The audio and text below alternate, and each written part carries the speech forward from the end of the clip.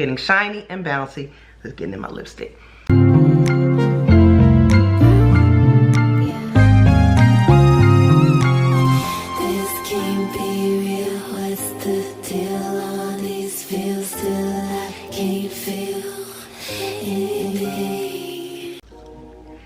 Hey superstars, it's your girl Malika, aka Ms. Magic, back with another video.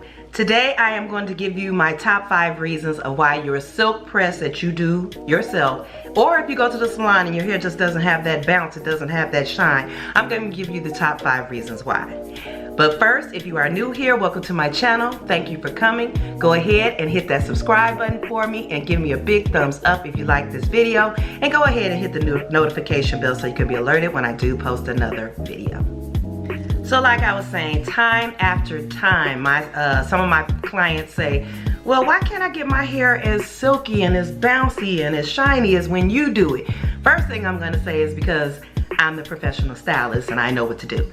But hey, I get it. I know sometimes you gotta do your hair at home. The cost, your time, everything is precious these days. So sometimes you gotta do a silk press at home, and I get it. Today I'm gonna give you the top 5 reasons of why your hair is silk press is just not coming out right. Number 1, it all starts with the shampoo. Ladies, most of my natural clients, I'm natural, when we have our curls, we need a moisturizing, a not really harsh shampoo. When you're shampooing your hair, you want to use something with no sulfates, no parabens, all that type of stuff. But I'm here to tell you, if you want a nice silk press, you need a clarifying shampoo. The shampoo must be a clarifying shampoo. They have many on the market, so I'm not going to get into the different shampoos that you can use. But for a nice shiny silk press, your hair must be nice and clean. And the only way to do that, ladies, is to have a clarifying shampoo. Clarifiers will get all of the dirt, debris, and buildup of, if you were wearing your hair natural, you already know you got so much product in your hair that it will prohibit you from getting your hair nice and silky and nice and flowy and moving. So you have to have the clarifying shampoo. All right, number 2. The second reason is when you clarify your hair, you are stripping all of the oils and dirt out your hair so your hair can be dry after you use the clarifier. So now we must use a moisturizing conditioner.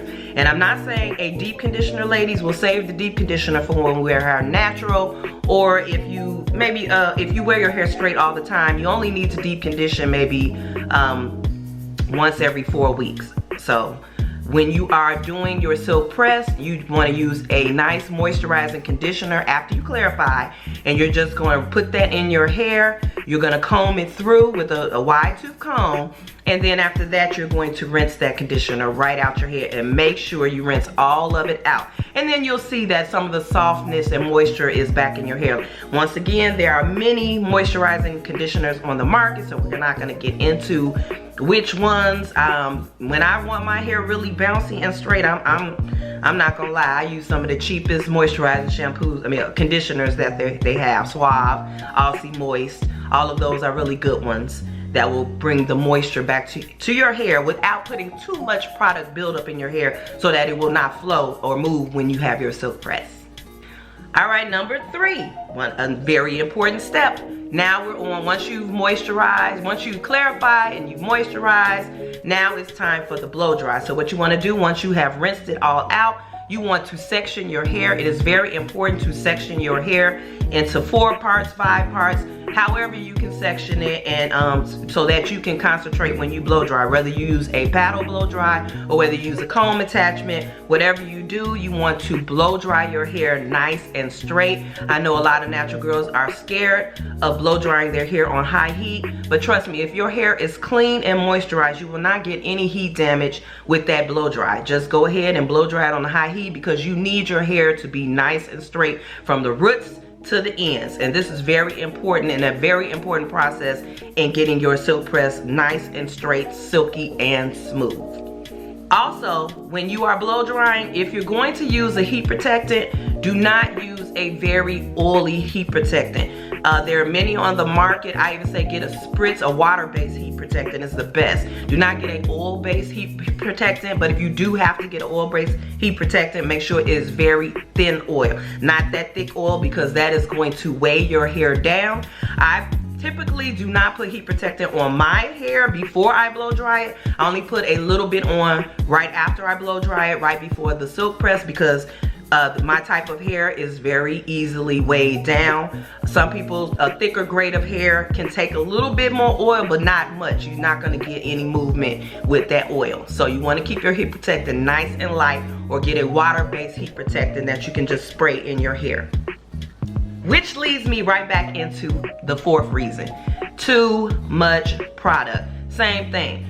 All I say when you're about to silk press your hair, only use the heat protectant. Do not put any leave-in in your hair. No leave-in conditioner when you are silk pressing your hair, because that is only going to weigh it down. And don't put too much heat protectant in your hair, because that will defeat the purpose. You only want a light heat protectant in your hair. So no product. The less product with a silk press, the better. Trust me.